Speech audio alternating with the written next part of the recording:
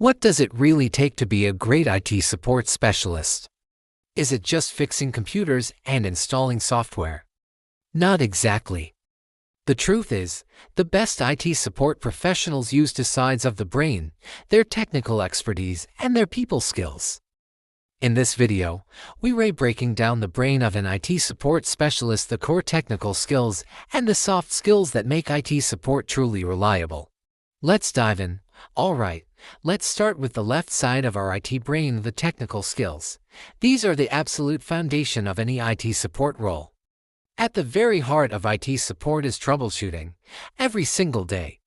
Users report issues, things like, my computer won't turn on, the internet isn't working, my printer won't print, or this.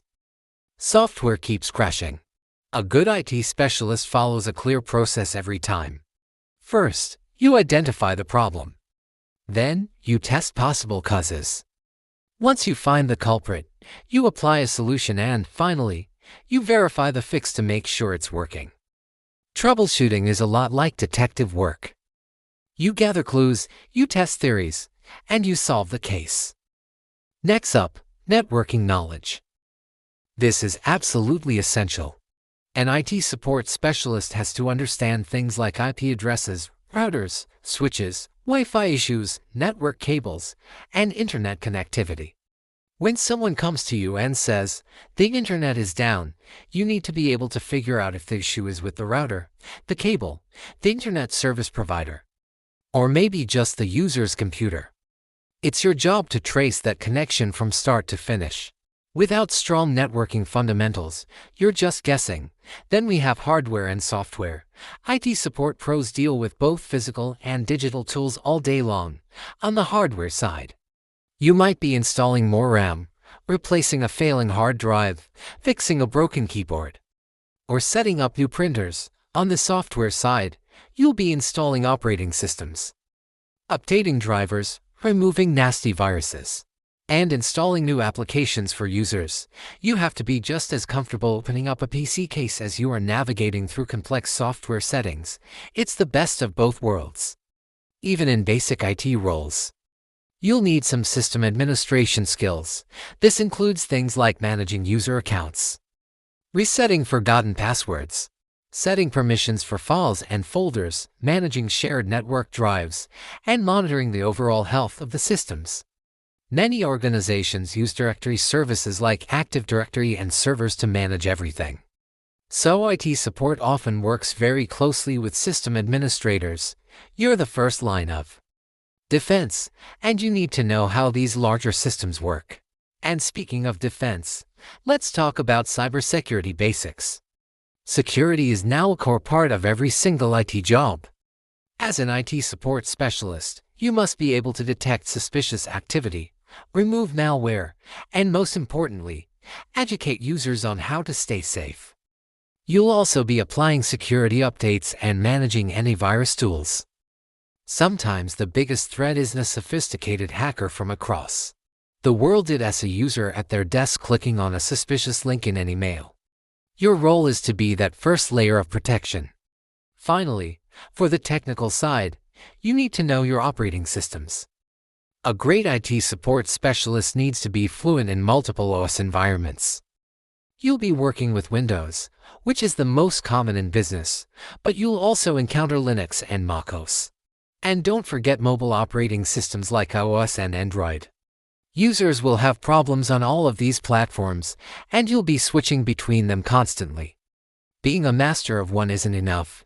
You need to be versatile. Now, let's talk about the other half of the brain, the right side, our soft skills. Having all that technical knowledge is great, but it isn't enough on its own. Remember, you're working with people every single day, and that's where these skills come in. First and foremost is communication. Your users don't speak tech language, so instead of saying something like, your DNS configuration is misconfigured, you should say something much clearer, like, it looks like your computer can't reach the internet settings.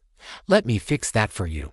Simple, clear communication builds trust and makes the user feel at ease, not confused or intimidated. Next, you need a huge amount of patience. Some users will forget their passwords moments after you reset them. Others will click the wrong buttons over and over. And many will panic when their systems fail right before a deadline. It's your job to stay calm and patient through it all. A frustrated IT technician only makes a stressful situation worse. Take a deep breath and guide them through it. Your calm demeanor can be just as helpful as your technical fix. This leads us to critical thinking. Sometimes, the problems you face are not obvious at all. The user's description might be vague, or the symptoms might be misleading. You have to be able to ask the right questions. What changed recently? When did this issue start? Is it happening on other computers? Is it a hardware problem or a software problem? Critical thinking helps you cut through the noise, connect the dots, and solve problems much faster. It's about looking beyond the surface and finding the root cause. And finally, never forget that IT support is also customer service. When a user has a problem, they'll remember the entire experience. They'll remember how you spoke to them, how fast you responded, and how helpful you were. Being friendly, approachable, and empathetic matters just as much as fixing the issue. A user who feels heard and respected is far more likely to see the IT department as a helpful partner rather than a roadblock.